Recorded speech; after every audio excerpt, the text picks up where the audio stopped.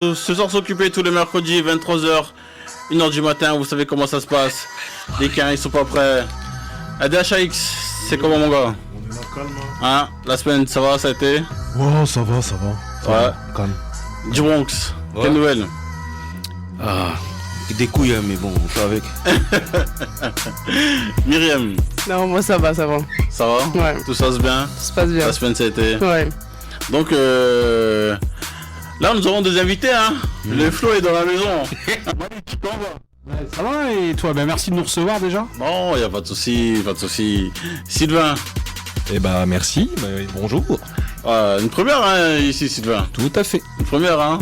Qu'est-ce que t'en penses un peu des locaux, Radio Campus Plutôt pas mal. C'est historique en plus, c'est Ouais, surtout c'est ça qui est historique, bien. hein. Exactement. Il y a une Et histoire. c'est hein. toujours là, c'est ça qui est bon.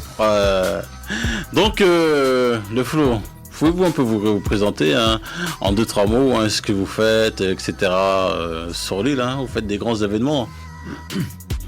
Qui commence?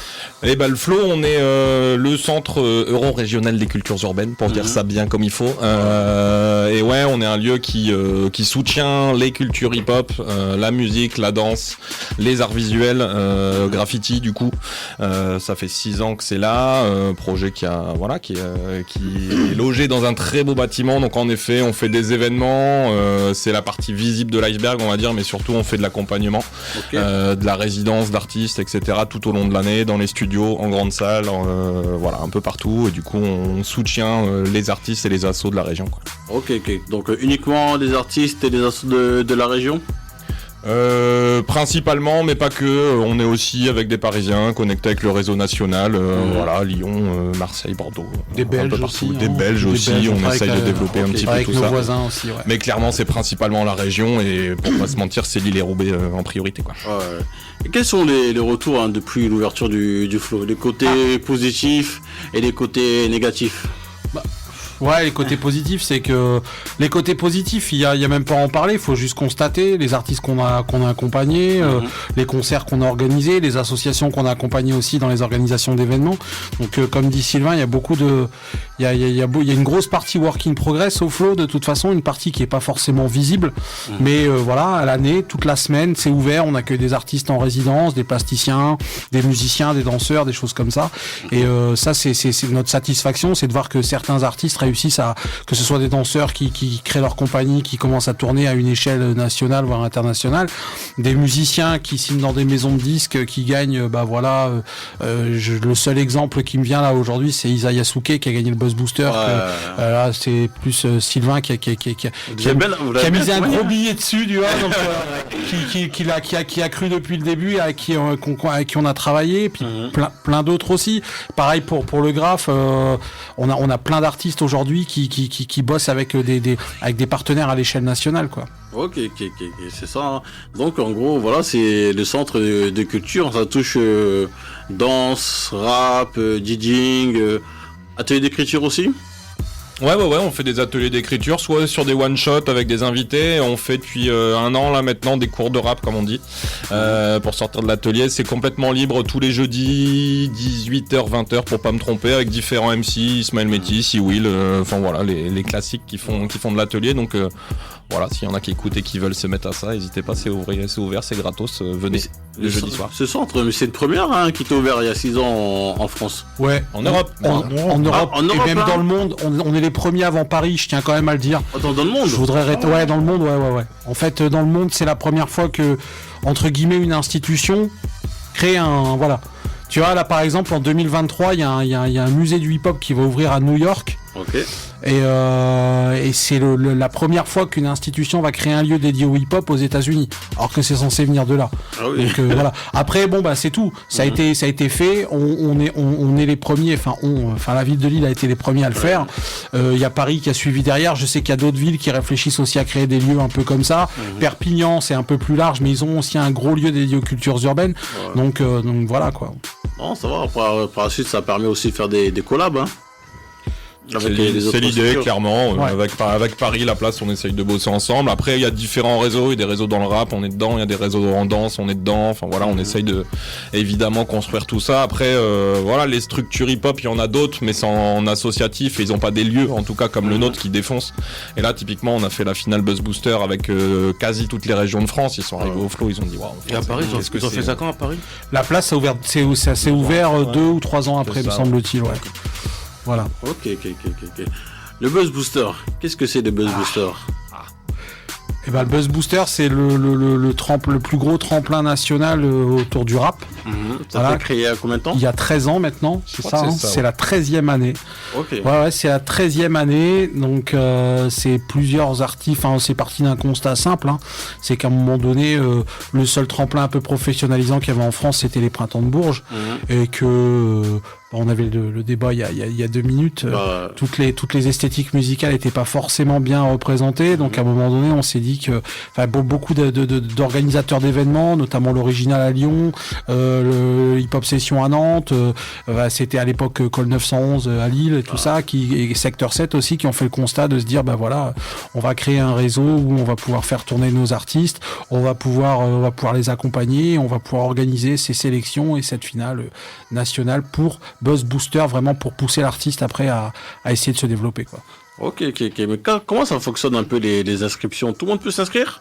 Tout le monde peut s'inscrire, il faut juste aller sur le site buzzbooster.fr, tout est expliqué, c'est ultra simple, il y a un petit formulaire sur le site. Après, il faut avoir conscience que c'est un tremplin qui historiquement est lié au live, donc faut avoir envie de faire de la scène.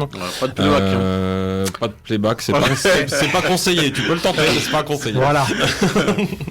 Voilà, dans l'idée, sur le papier, il faut au moins avoir au moins 30 minutes de projet à diffuser pour faire un show de 15 minutes carré travaillé. Ok.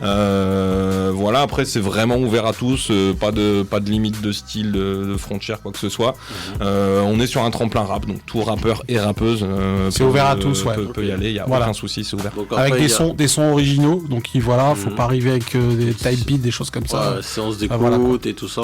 Tu y as participé en plus, donc. Franchement, c'est intéressant. Hein. Ah voilà. Ouais, donc, c'est intéressant. C'est intéressant.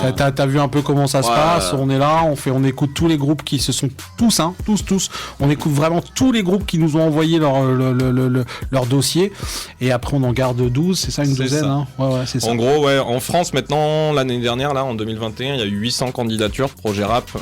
Rien qu'en région, il y en a eu 65, 70, je Ouais. sais plus. Chaque année, on augmente, chaque année, on est repéré de plus en plus. On sait qu'il y en a d'autres, et voilà, on est aussi là pour ça. Hein, c'est d'essayer de toucher un maximum de rappeurs, encore une fois, et de rappeuses. Et ouais, voilà, on en sélectionne 12 on a un jury partagé, on est une douzaine environ, médias, pro, flow, secteur 7, etc.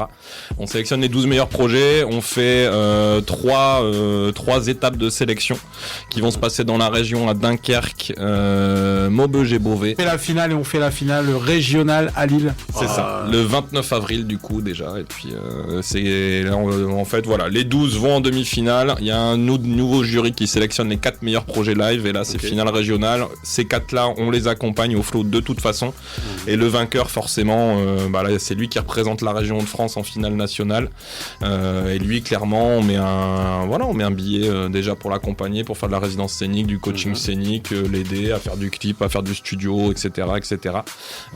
Donc voilà, il faut qu'on lui donne en tout cas beaucoup de force pour qu'il représente la région comme il faut en finale. Maintenant on est 10 régions, donc il y a 10 lauréats régionaux, et clairement ça fait 3-4 ans que le niveau augmente de ouf. C'est un projet à la base associatif qui s'est construit, qui a toute une histoire, ça a mis du temps à se construire, même pour les institutions c'était pas facile de reconnaître que justement Printemps de Bourges avait ses limites et qu'il fallait créer un truc de rap. Ouais. Aujourd'hui, là, le niveau, on a vu à la finale l'année dernière, il y avait 10 projets complètement différents, mais tous d'une qualité assez folle. Issa Yasuke a gagné, mais il y en avait au moins 2-3 qui étaient là pour représenter vraiment avec un très très gros niveau dans différentes régions. Et ce qui est bien, c'est que ça met aussi la lumière sur le rap en province, comme on dit. Il n'y a pas que Paris et Marseille. Et là, on a bien vu que là, l'année dernière, le Nantais était très fort, et c'était même pas un Nantais, c'était un mec du Mans, je crois. Voilà, il y a du rap partout, il faut représenter. Et c'est aussi pour ça que c'est important. Le premier à avoir gagné ce tremplin, c'est Némir. Ouais. Donc aujourd'hui, Némir, voilà, il a c'est- quand même réussi à se professionnaliser. Il y en a c'est d'autres. bien Hein. installé, On a Kikessa, on a des artistes comme ça qui ont réussi, qui ont réussi à faire. Et c'est des mecs qui arrivent du Buzz Booster. Donc voilà. Après, on dit pas que systématiquement le gagnant, il aura une grosse carrière et machin, ceci, cela. Après, bien sûr, derrière du travail, il y a du travail, il y a une structure, faut qu'il soit entouré, faut que voilà. Mais quand un artiste, nous par exemple, on le dit, enfin Isa Yasuke, si tu connais un peu le projet, on y croit, on y croit dur comme fer, et on espère vraiment qu'elle va aller le plus loin possible, quoi. Oh, c'est clair, en plus ça se passe bien hein, pour elle. Hein. Ça se passe très très bien pour elle. Ouais, déjà voilà, ça montait tout doucement avant le Buzz Booster. Que voilà, le Buzz Booster a mis une belle visibilité sur elle. Elle a gagné aussi un autre tremplin qui s'appelait Rappeuse en Liberté, dédié aux rappeuses du coup. Et voilà, ouais, derrière direct de Buzz Booster, il y a un label qui a signé, un label de Bordeaux, qui est un petit label mais qui bosse très bien. Là, il y a des tournois. Comment s'appelle le label? Banzai Lab, qui est pas spécialement rap mais qui fait du rap. Du coup, il taffe très très bien avec elle, mais voilà, du coup maintenant depuis Buzz Booster, depuis fin 2021, là, elle a bien beaucoup de propositions, voilà, donc bonne couverture, tout doucement, bonne couverture média et tout, le projet défonce. Donc, voilà. Et ce qu'il faut savoir du coup, c'est que quand tu gagnes Buzz Booster national, t'as une bourse de 15 000 €, 15 000 €, 15 000 € qui est dédié, c'est pas dans ta poche, c'est pour soutenir le projet artistique. C'est tu vois, Bourges, c'est un tremplin qui est reconnu, qui voilà, et avec le temps, Buzz Booster, il commence à être reconnu, on est pris au sérieux, on a des médias sérieux qui travaillent aussi un peu avec le dispositif, donc c'est plutôt bon signe, et puis ça va aller que en s'améliorant, quoi. C'est ça, en gros, je rebondis, c'est important dans tous les cas, voilà, tous les rappeurs un peu ce qu'ils écoutent, c'est important de candidater, parce que du coup déjà nous en région, on est plusieurs, on est des programmateurs, des médias, on écoute, on découvre toujours des projets, et il y a plein de projets qui n'ont pas été forcément sélectionnés au Buzz Booster, que derrière on a potentiellement accompagné, ils ont commencé à fréquenter le flow et ça a avancé, donc faut faire ça. Il y a des pros qui viennent écouter, rien qu'en finale régionale, c'est 6 jurys, c'est des labels parisiens, des programmateurs parisiens, des tourneurs parisiens qui viennent, qu'on fait venir. Voilà. Donc en gros les quatre finalistes régionaux, ils vont déjà jouer devant des pros nationaux, donc même si tu gagnes pas la finale régionale, tu peux déjà te faire repérer, etc. Donc c'est hyper important dans cette démarche là. Encore une fois, évidemment ils sont tous là pour aller au bout, mais c'est un processus, on les fait découvrir, il y a de la formation, du coaching scénique, enfin voilà, encore une fois, c'est vraiment un dispositif d'accompagnement, et avec évidemment un vainqueur qui gagne le gros lot, mais voilà. Et la finale, pareil, la finale nationale, on invite il y a 10 médias, il y a tous les tourneurs de rap en France qui sont là, les Yuma, les Bleu Citron, enfin voilà, ils sont tous à peu près là. Les médias l'année dernière, ils étaient tous à peu près là, enfin voilà, du coup c'est important, quoi. C'est devenu un gros truc maintenant. C'est comme les matchs de foot, hein, quand il y a les détecteurs qui passent, regarder un peu les matchs et tout ça. C'est intéressant, c'est intéressant. Les drafts, exactement. Ouais. Et les dernières dates limites concernant l'inscription? C'est jusqu'au 31 janvier, ouais. C'est lancé là, du 2 au 31 janvier, donc c'est maintenant. Faut envoyer, c'est au moins 3 sons, encore une fois, comme on a dit, il faut être stratégique, faut envoyer les 3 meilleurs sons, parce que comme on a beaucoup de groupes à écouter, faut tout de suite... faut que ça parle directement au comité d'écoute, quoi, tu vois, donc ça c'est important, ouais, MP3, les clips, enfin voilà, allez voir sur le site internet, il y a tout est indiqué, c'est hyper simple, justement, c'est intuitif pour que tout le monde puisse candidater, et puis voilà. Ok. ADH, qu'est-ce que t'en penses dans tout ça? Mon gars, on va dire qu'on connaissait déjà un peu, mais c'est bien expliqué, l'initiative est bonne, tu vois. On va dire qu'aujourd'hui, on est dans une ère où on a de plus en plus de gens, en vérité, qui osent. On va dire qui osent. Et c'est important, en fait, de savoir que ces personnes-là et tout, en fait, elles peuvent être accompagnées. Donc moi, franchement, je salue le travail qui est fait, parce que vous êtes là depuis un certain moment. Il y a des fois où, en fait, où c'était compliqué. Vous n'avez pas lâché. Et en fait, aujourd'hui, on commence à sentir les fruits. Et franchement, pour ça et tout, les mecs, bravo, et continuez comme ça, quoi. Ouais, après, c'est sûr. Mais après, voilà, oui, comme tu dis, c'est vrai que ça a été compliqué. Après, nous, on a une mission simple. Nous, on a une mission simple, c'est qu'on a un joli bâtiment. On a un bâtiment qui a coûté 11 millions d'euros quand même. Et qu'à un moment donné, voilà, on a eu cette initiative, même si tous les jours c'est pas simple, on est confronté à des difficultés, mais on est quand même c'est ce qu'on se dit avec Sylvain et avec tout le reste de l'équipe, c'est qu'on est quand même dans un projet a été une grande première. On a vécu en live ce projet, cette grande première, et en fait, voilà, d'accompagner des groupes en émergence, de les voir se développer, d'apporter de la force aux groupes, sans pour autant leur dire, ça va te coûter tant, parce que je le répète, on est un service public, on appartient à la ville de Lille, et que on n'est pas là à faire de la recette, c'est pas notre objectif. Et donc, voilà, nous on donne de la force sans on ne demande pas grand chose en retour de l'investissement artistique et personnel, quoi. Non, c'est clair, hein. Franchement, le projet, c'était un moment que ça parlait du projet, hein. Je me rappelle que à l'époque, on faisait même des réunions, le bâtiment n'était pas encore construit, hein. Tout à fait. Ah ouais, 7 ans avant. Ouais, c'est ça. 7 ans avant, pendant 7 ans, on a fait des réunions, où, voilà, on a commencé à beaucoup, moins. Il y a eu des temps un peu creux, vitesse municipale, tu connais, hein. Donc voilà. Ça a été décidé en 2007, c'est sorti de terre en 2015, donc tu te rends compte, il y a quand même pratiquement 8 ans qui se sont passés entre la décision de faire ce lieu et l'ouverture au public. C'est fou, hein. Une première, hein, au monde, hein, c'est ça, hein. Ouais. Au monde, hein. Ouais. Le world. Ouais. C'est incroyable, hein. Non, et puis, l'outil, il est incroyable. La salle de concert, elle est juste ouf. Et tous les rappeurs de France et même les Américains qui sont venus chez nous, ils hallucinent du bâtiment. Donc, l'investissement, il a été fait, il était là. Et maintenant, on est là pour l'ouvrir un maximum. Encore une fois, c'est principalement pour les artistes. Donc, des fois, ça peut paraître fermé, vide, etc. Mais en fait, il y a toujours des gens qui travaillent dedans. Il y a toujours du monde. Et après, là, on essaye, là, avec Malik, et depuis quelques mois, un peu plus, on essaye vraiment d'ouvrir de plus en plus aussi, aux jeunes, aux quartiers, aux familles, pour montrer que ça vit, qu'il y a toujours quelque chose qui se passe et que c'est, encore une fois, que les cultures hip-hop sont là depuis 40 ans. On va pas faire le débat, mais elle appartient à tout le monde, cette culture, donc faut y aller, quoi. Puis on s'est dit aussi un truc, c'est qu'on avait tendance à oublier parce qu'on est devenu un peu feignant avec les réseaux sociaux, les YouTube, les machins. Non, mais c'est vrai, hein. Et pendant quelques années, on a laissé les artistes venir à nous, et là, ce qu'on s'est dit aussi avec Sylvain, on essaye, c'est que nous on va aller voir un peu ce qui se passe dans les quartiers, parce qu'en vérité, tous les jours, moi je découvre des pépites, des artistes, des mecs dans les quartiers, mais des mecs des coupeurs de tête, quoi, des mecs qui ils déboîtent de ouf, et à un moment donné, les mecs on les voit pas, quoi. Et si on va pas les chercher, si on nous dit pas tiens il y a lui, voilà, on essaye maintenant, on va essayer, on crée des blocs parties, on essaie d'aller faire des blocs parties dans les quartiers quand il va commencer à faire un peu mieux au niveau du climat, et d'aller voir avec les équipements, avec barbecue. Moi, je suis là. Tu te mets bien. Tu veux rajouter quelque chose du Bronx? Quand même. Hein. Donc, ils l'ont dit eux-mêmes, le Buzzmaster, ça fait 13 piges, à peu près. Le Flow, ça fait 6. Ouais. Et le projet, c'est clairement le trait d'union entre ce que j'appelle, moi, le mouvement hip-hop. Et on voit même au Flow, où il y a toutes les disciplines qui sont là. Et c'est quelque chose qui est assez rare. Les gens ont tendance à l'oublier, mais le hip-hop, c'est plusieurs disciplines. Et il y en a pas mal qui sont un peu mis, pas de côté, mais mis dans l'ombre. Ils sont dans l'ombre, exactement. Ouais. Et c'est bien donc de les remettre en avant. Et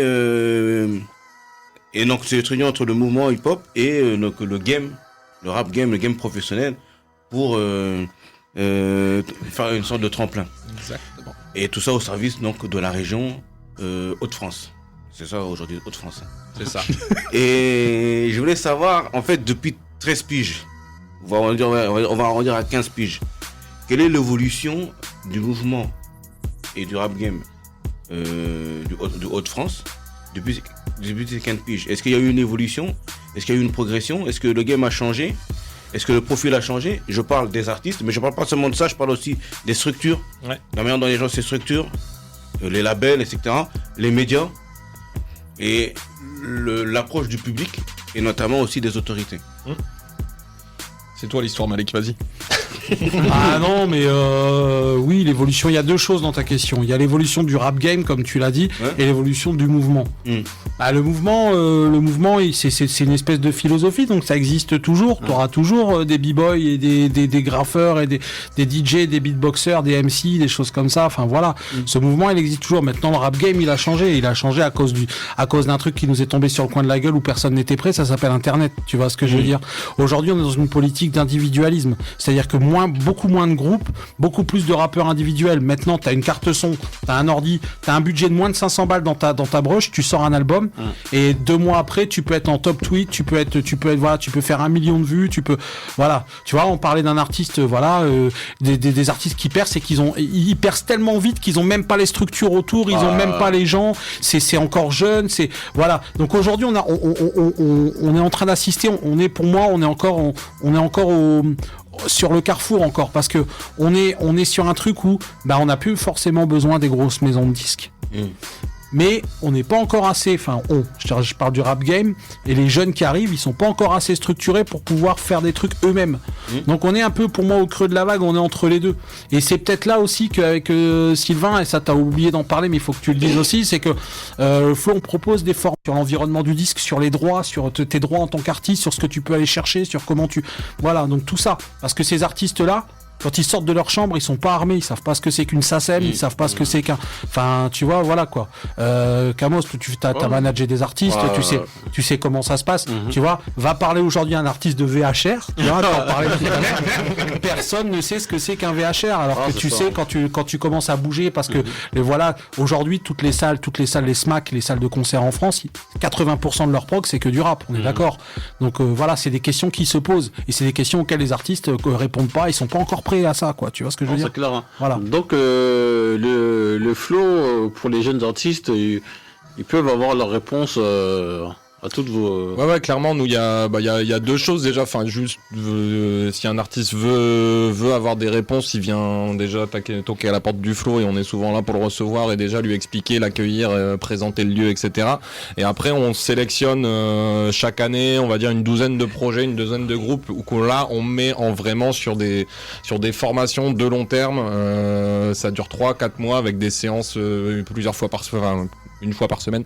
Non, c'est pas non plus l'école. Hein. Mais du coup, voilà, clairement, c'est pareil. On fait venir des professionnels de tous les niveaux, des communicants, des tourneurs, des programmateurs, des pros de la SACEM, etc. pour justement expliquer comment on peut avancer, on peut au moins se structurer. C'est pas parce qu'ils sont dans cette formation qu'ils vont péter et c'est inscrit dans le rap game, mais en tout cas, ils auront tous les outils pour comprendre. Et ce qui est bien, et ce qu'on veut, c'est que c'est aussi, nous, on va chercher des personnes qui derrière retransmettent l'info à leurs petits, voilà, et du coup on essaye de diffuser un maximum ce genre de formation. Donc voilà, on fait ça tous les ans depuis 3 ans maintenant, sérieusement, et ça, voilà, clairement, Issa Yasuke typiquement, elle sort aussi de cette formation. Elle était là l'année dernière, on en a d'autres. Là cette année, on va lancer une nouvelle promo entre guillemets. Voilà, on y va, quoi, et on renouvelle à chaque fois. Donc à ta question, en fait, voilà, parce que j'ai peut-être pas répondu de façon explicite, mais à ta question, c'est le rap game a changé. Il va encore changer, ça c'est sûr et certain. Maintenant, faut qu'il change dans le bon sens. C'est-à-dire qu'aujourd'hui, quand tu vas dans une salle, faut pas qu'on trouve que des rappeurs. Faut qu'on trouve des managers, faut qu'on trouve des responsables de promo, des community managers. C'est tous ces gens-là dont on a besoin dans le game aujourd'hui.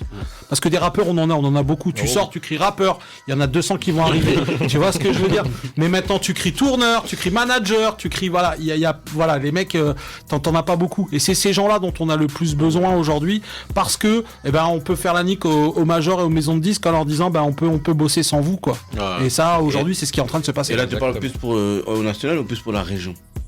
Les deux. La région, regarde, on a des artistes comme Bécard aujourd'hui qui a signé, tu vois, voilà, Bécard, on a Ben PLG, on a un jeune là qui s'appelle Sto qui est en train de péter aussi. Voilà, on a des gens qui arrivent comme ça. Et encore, je vous parle pas c'est pas de chez nous, mais tout ce qui est les gradures, les ZKR, les mecs comme ça, c'est les majors qui sont venus les voir, c'est pas eux qui sont allés voir les majors. Donc c'est pour ça que je vous dis, le game il est que beaucoup d'artistes avec énormément de potentiel, de plus en plus jeunes, de toute façon c'est dingue, mais un manque de structure encore, malheureusement. Et j'avais une autre question encore, pardon. Depuis 6 ans là, est-ce que tu penses que entre les Hauts-de-France et Paris, le fossé c'est un peu réduit? On en est malheureusement encore loin, mais ils avaient quand même beaucoup d'années d'avance, et puis Paris restera Paris quoi qu'il arrive. Après, oui, clairement, il y a des labels qui apparaissent, il y a des structures qui apparaissent, il y a des artistes qui apparaissent. Je vais pas dire que c'est grâce au flow, mais on a peut-être une partie dans le truc. Voilà, je reprends, et en plus ça permet de relier au Buzz Booster, comme ça je replace directement. Bécard, clairement, en fait, ce projet sort plus ou moins directement de Buzz Booster. À l'époque, c'est North Face Records qui sont juste une bande de potes qui rappent, qui se sont candidatés au Buzz Booster, qui ont été en finale nationale, qui se sont pris une tôle parce que pas au niveau. Ils ont tout repensé leur construction après avoir rencontré les professionnels. Il y a un des rappeurs qui est devenu manager, qui est maintenant le manager de Bécard et qui parle à tous les tourneurs et tous les labels de France. Donc clairement, voilà, c'est par des aventures comme ça et des projets comme ça où des mecs vont se structurer, avancer et voilà. Donc pour l'instant c'est quelques individualités, mais en tout cas on sent qu'il y a une espèce de vague de fond quand même qui est là et c'est plutôt cool quoi. Et Norface, on va dire de Bécard, c'est un enfant du flow. Hein. Bien sûr. Bon, là, c'était faut savoir que Bécard il rappe depuis 3 ans. Bécard, il a son premier rap, il l'a écrit il y a 3 ans aujourd'hui, voilà. Et il avait jamais fait de scène avant. Ses premières scènes, il les a répétées, il les a bossées chez nous et tout ça. Maintenant aussi, pour compléter ta question, c'est vrai que ce qu'il y a de bien, c'est que bon, nous on a le flow, mais qu'aujourd'hui des rappeurs qui pètent, il y en a un peu partout. Il y en a un peu partout en France. Tu vois, bon ben à Caen, il y a l'autre là.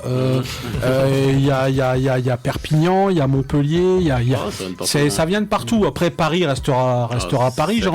J'ai envie de te dire, mais bon, t'as un Médine au Havre, t'as tous ces gens-là qui sont autour un peu de la région parisienne et qui arrivent à faire leur truc, quoi. Et une dernière question, avant de laisser la parole. À l'époque, quand le flow était en train de se construire, il y avait une petite polémique sur la crainte que le flow s'enferme sur un type de rap bien précis. Un entre-soi, tu veux dire. Un entre-soi qui donne effectivement un type de rap bien précis. Ouais. Qui reste dans une catégorie et qui forcément, effectivement, rejette un peu, ou pas rejette, mais met un peu de côté les autres types de rap. Alors 6 ans après... moi j'étais pas là au début de la polémique, après c'est un débat, en vrai... On l'a toujours. Hein. On l'a toujours, on nous le comme reproche, on l'a dit. Ça nous arrive de nous le reprocher. On nous le toujours, reproche, on le sait nous-mêmes. Il y a un défaut, et on peut l'avouer. On est mairie de Lille, du coup déjà il faut en face arriver avec nous pour avoir envie de bosser avec la mairie de Lille. Donc déjà on a perdu. Il faut avoir un minimum de structuration parce que du coup on demande de s'organiser, d'être et du coup on peut déjà perdre des gens à ce niveau-là. Des gens ne vont jamais rentrer dans le flow parce que c'est le flow.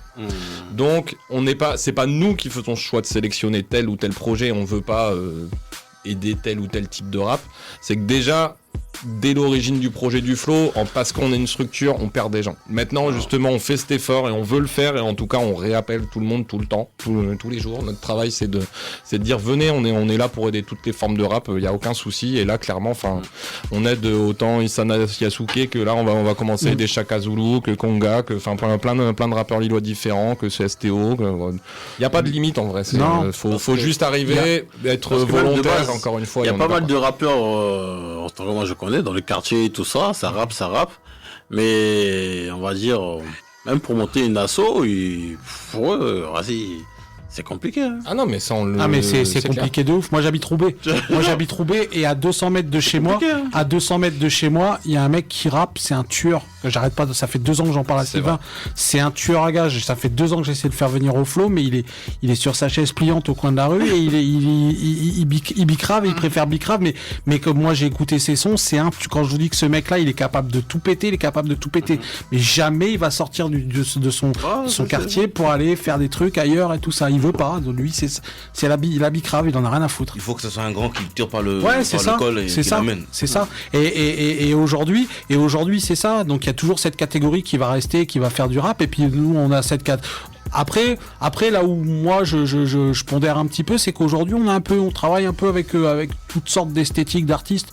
On a du rap, on aime bien dire ça, on a du rap de Yankee, on a du rap, spécial pour Sophie. Voilà, spécial pour la collègue Sophie. On a du rap de quartier, tu vois. On a bossé avec des Rimkana, on a bossé avec des Krilino, on a bossé, tu vois ce que je veux dire. Le maestro était monté sur scène chez vous, le maestro. Comment? Maestro est monté sur scène. Maestro était monté sur scène vraiment avec tout le monde. On bosse vraiment avec tout le monde. Et pour la petite info, il y a 3 ans, sur les écoutes Buzz Booster, on avait retenu un artiste qui s'appelle ZKR qui nous avait envoyé sa démo.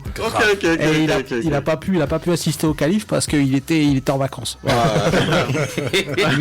voilà, je dis pas tout. Myriam. Ouais, non, j'ai plein de choses à dire. Je sais pas par où commencer. Déjà, par rapport à la structure qu'est le flow, je trouve ça fou tant mieux que ce soit une première dans le monde, mais c'était limite un acte manqué pour toutes les autres villes qui ont pas pensé avant. Le pays, pour le coup, parce que c'est important pour une culture et une musique aussi influente que le hip-hop, qu'il y ait des structures adaptées à ça. En fait, ce serait bizarre qu'il n'y en ait pas, il n'y en a pas assez d'ailleurs.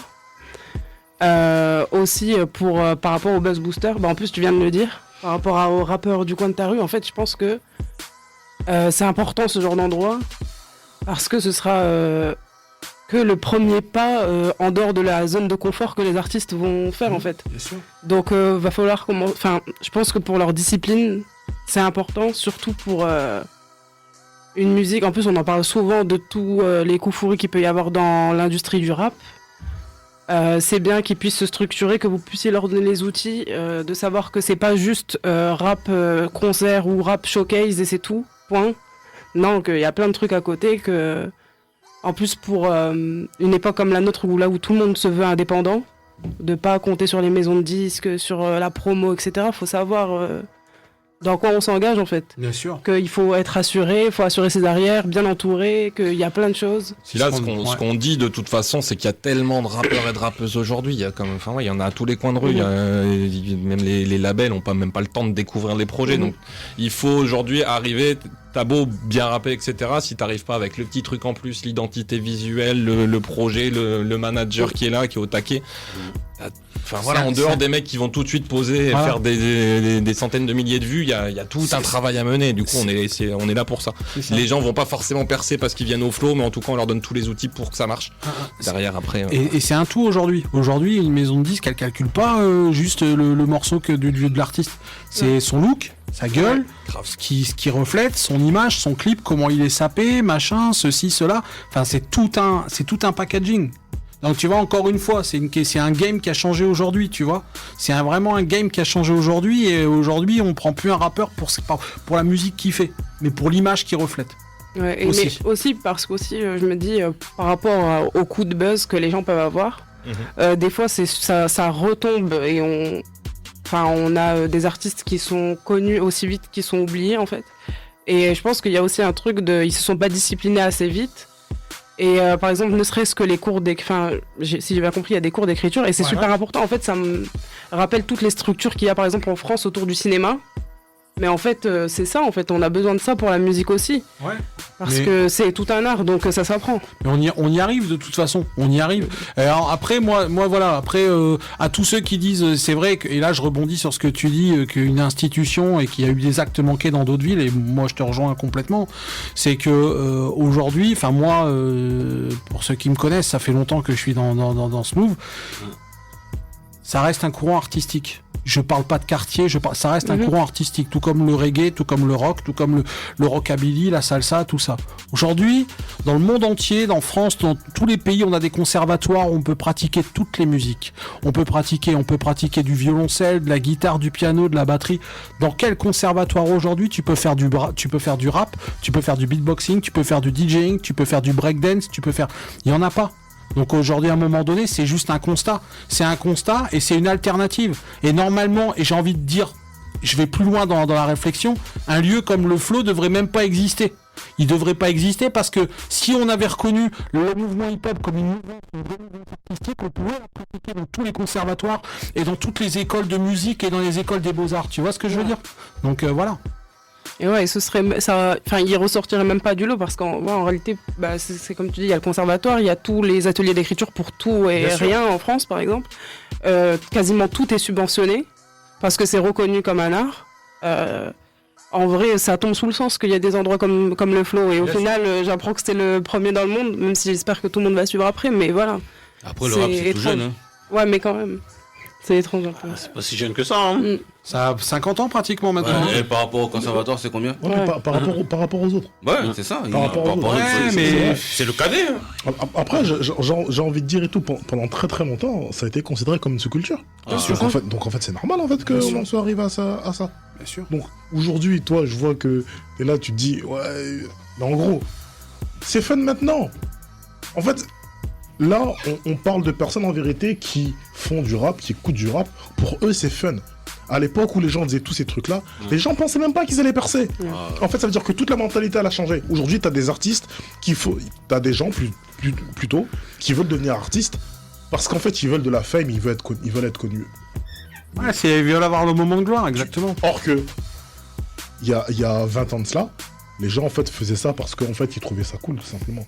Si tu pètes derrière et tout, bah tant mieux, tu vois. Si il y en a encore qui font ça par passion quand même. Il y en a encore, mais réellement. Ouais, non, mais je comprends ce que tu veux dire. Comme il le dit, avec Internet qui est tombé sur la tête, aujourd'hui tous les gens en fait qui sont là et tout, qui te disent oui par passion et tout, la passion elle sera encore plus grande lorsque... Le nombre de jeunes qui viennent au flow franchir la porte et ils viennent dire ils veulent pas nous rencontrer, ils veulent pas faire un concert, ils veulent juste faire des vues. Bonjour, ouais, comment on fait des vues? Comment on fait des vues? Comment on perce? Les mecs qui te font des stories, moi je suis là, j'essaie de suivre tous les artistes voilà, plus pro ou moins pro qui viennent au flow, même des jeunes et tout, les mecs qui te font des stories, ils te font des stories, il y a 12 vues, ils font comme s'ils étaient à Bercy, enfin tu vois, c'est, ouais non mais c'est même pas ça, puis mais bosse ton rap, bosse ta musique, bosse ton rap, bosse tes lyrics, enfin ça fait vieux de dire ça, mais va rapper, va écrire, va kicker, va maqueter. Aujourd'hui tu peux maqueter avec un téléphone, vas-y, pond des trucs et arrête de passer ton temps chez Footlocker, mec. Donc voilà. C'est ça. À partir du moment où il n'y a pas si longtemps que ça, les gens pensaient même pas à manger avec ça. Alors de là à faire une structure, l'école du hip-hop, le mouvement du hip-hop là, on est très très loin. Et moi j'ai même envie de dire et tout, je pense même que c'est pour ça que au début il y a eu beaucoup de défiance en fait vis-à-vis du flow. Ah mais oui, ça veut dire logique, c'est normal, voilà. C'est tout à fait normal. Défiance du fait que quoi, premièrement en fait, une culture et un mouvement qui à la base qui est contestataire. Tout à fait. C'est-à-dire que on n'était pas voué en fait à se marier. Exactement. On n'était pas voué à se marier. C'était un mariage improbable. Voilà, donc ça veut dire qu'à un moment donné où on est là, on commence à expliquer à ces gens-là, mais en fait on va faire une structure subventionnée par l'État qui vous permette en fait de pouvoir vous exprimer. Les mecs en fait ils demandent ouais mais les mecs en fait quand vous faites ça, elle est où la couille? Les gens se posent ça comme question. Les premières réunions c'était sportif. Ah oui. C'était sportif et machin et comment 11 millions d'euros, bah vous faites un bâtiment à 9 millions d'euros puis vous nous donnez 2 millions d'euros pour faire des trucs. Enfin, on a eu des artistes qui nous ont demandé des trucs comme ça et tout. Après c'est normal. C'est normal. Moi, après, je vois il y a toujours l'idée du verre à moitié vide et le verre à moitié plein. Le verre à moitié vide, les gens, oui, récupération, nanana. Ah, il y a un sociologue qui a dit qu'un mouvement qui fonctionne, c'est un mouvement qui est récupéré. Donc, à un moment donné, non, mais c'est vrai. Et qu'à un moment donné, c'est une reconnaissance. C'est une reconnaissance. Où t'as vu, aujourd'hui, allez, je vous le dis, aujourd'hui, où t'as vu, on a le seul deal en France, je le pose sur la table comme ça, on a le seul deal en France où un artiste ou une structure peut organiser un concert sans se casser la gueule chez nous. Voilà, je le dis. Si vous voulez en savoir plus, venez au flow, vous explique avec les impôts, avec le contribuable. Voilà, on va le dire, c'est clair et net.